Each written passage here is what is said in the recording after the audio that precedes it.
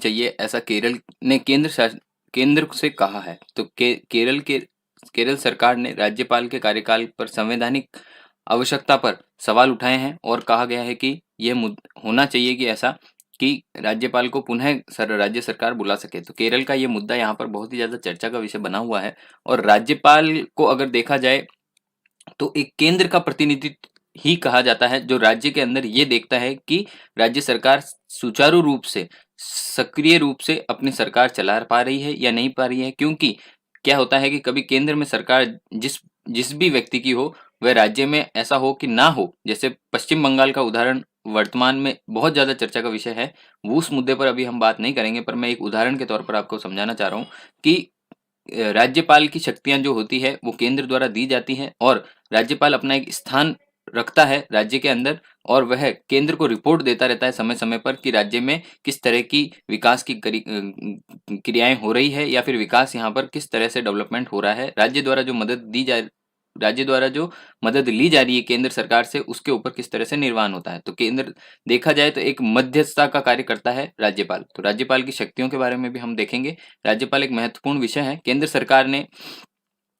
सरकार ने यहाँ पर तर्क दिया है। केरल सरकार ने बार बार मांग की है कि राष्ट्रीय कानून को राज्यों को एक प्रतिनिधि निर्वाचक मंडल के माध्यम से उन्हें चुनने का अधिकार होना चाहिए। क्योंकि राज्यपाल जो है वो संविधान का एक संवैधानिक पद है, जो संविधान के अंदर लिखा गया है। ना तो उसे खत्म किया जा सकता है, ना उसे सर्जित किया जा सकता है। तो उस पद को आप बनाए रखेंगे, ऐसा उसमें संविधान में हमें कहा गया है। कैबिनेट में एक रखलित राज्यपाल को पद से बर्खास्त करने की मांग करते हुए विधानसभा में एक प्रस्ताव पेश करने के लिए राष्ट्रीय कानून की मांग की है। यहाँ पर राज्यपाल को अपने पद से बर्खास्त किया जा सके, ऐसा यहाँ पर एक लॉ बनाया जा रहा है, केंद्र सरकार के सामने समक्ष पेश किया गया है राज्य सरकार द्वारा।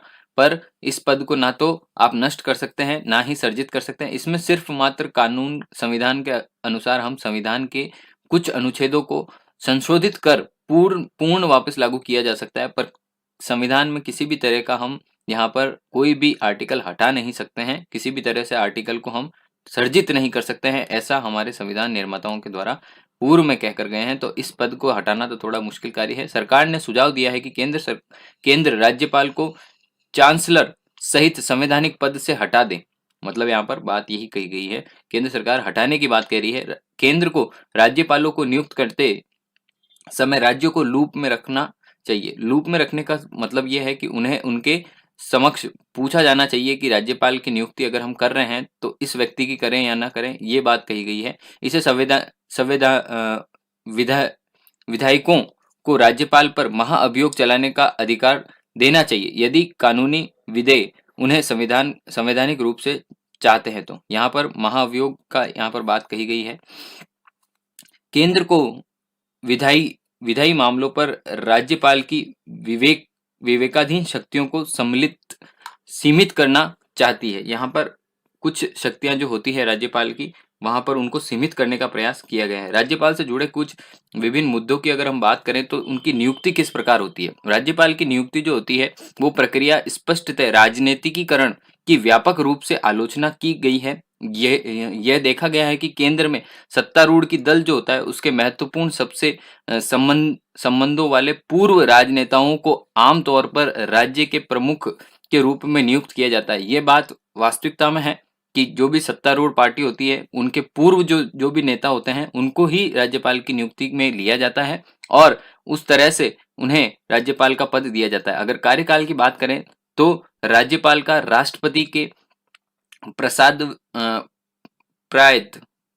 प्रायत अपने पद पर बना रहता है और जो प्रधानमंत्री की अध्यक्षता वाली मंत्री परिषद जो होती है उसकी सहायता और सलाह का पालन करने के लिए बाध्य होता है। इसका प्रभावी अर्थ यह है कि राज्यपाल जो होता है कार्यकाल सत्तारूढ़ दल जो होता है उसके दया पर निर्भर करता है। यहाँ पर सत्तारूढ़ की अगर मन की इच्छा है तो आपको राज्यपाल बनाया जाएगा, सत्तारूढ़ के मन की इच्छा नहीं है तो आपको राज्यपाल नहीं बनाया जाएगा। यदि वह केंद्र की इच्छा के अनुसार कार्य करने से इनकार करती है या करता है तो उसे हटा भी दिया जा सकता है। मतलब अगर केंद्र ने कोई आदेश दिया और आप उसकी पालना नहीं कर रहे हैं तो केंद्र सरकार चाहेगी तो वो आपको हटा भी सकती है उस पद से, और वह चाहे तो विवेकपूर्ण वह उसको आपको पूर्व में सत्ता में जब तक आपकी सरकार रहे या फिर आप सत्तारूढ़ में रहे तब तक आप राज्यपाल बने रहेंगे, आपका पद परिवर्तित किया जा सकता है। विवेकाधीन शक्तियां क्या होती है? तो भारत के संविधान के अनुसार अनुच्छेद 143 के अंदर राज्यपाल की विवेकाधीन शक्तियों का मान्यता देता है। इन शक्तियों को या इन शक्तियों का भारत में लगातार केंद्र सरकार द्वारा व्यापक रूप से दुरुपयोग किया जाता है। वही बात मुद्दे के सामने आई है कि दूसरी सत्तारूढ़ पार्टी, राज्य सरकार की सत्तारूढ़ पार्टी के सामने मतभेद जब आते हैं तो राज्यपाल ही मध्य में रहता है और राज्यपाल को उन दोनों परिस्थितियों में दोनों को सामंजस्य बैठाकर कार्य करना होता है। और इसके अंदर क्या होता है, राज्यपाल का अगर केंद्र का आदेश नहीं माना जाएगा तो केंद्र शक्तियां दिखाएगा और राज्य तो अपने हिसाब से चलता है। तो यहाँ पर यह बात कही गई कि राज्यपाल की रिपोर्ट का इस्तेमाल करके राज्यों में लोकप्रिय रूप से चुनी गई सरकार जो होती है, राज्य सरकार, उसको बर्खास्त करने का भी यहाँ पर अधिकार करने के लिए भी किया जा सकता है। ठीक है ना। ये राज्यपाल के विवेक को सीमित करने वाले सुप्रीम कोर्ट के फैसले अगर आए हैं तो पीवी सिंघल बनाम भारत संघ 2010 के अंदर एक मामला आया था जिसके अंदर सर्वोच्च न्यायालय का फैसला सुनाया गया था, जिसमें राष्ट्रपति किसी भी समय राज्यपाल को हटाने का कोई भी कारण बताए बिना जब चाहे उन्हें हटा सकता है। तो 2010 के अंदर एक कानूनी फैसला भी आया था। हाल ही में इन शक्तियों का उपयोग मन माने ढंग से नहीं किया जाना चाहिए। इसके लिए कोई भी बाधिकारी कारण नहीं होना चाहिए। इस तरह का यहाँ पर एक डिसीजन आया था।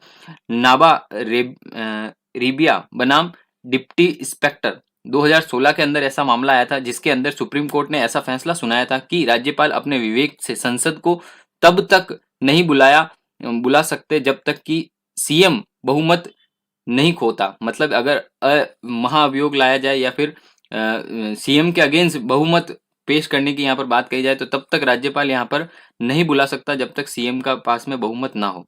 यह मामला अनुच्छेद 174 के तहत राज्यपाल की शक्तियों को कैबिनेट की सहायता और सलाह के अधीन है। मतलब यहाँ पर यह अनुच्छेद 174 के अंदर ऐसी शक्तियां कैबिनेट में सहायता है और सलाह की अधीन है। ठीक है ना। अदालत ने यह भी देखा कि अनुच्छेद 163(2) के अंदर राज्यपाल को पूर्ण विवेकाधीन शक्तियां प्रदान नहीं करता है और ना ही उसे अपने कार्यकाल को सर्वव्यापी सुपर संवैधानिक प्राधिकरण में बदलने का अधिकार देता है। मतलब एक ही व्यक्ति है जो अपने पूरे अधिकार को प्राप्त करता है।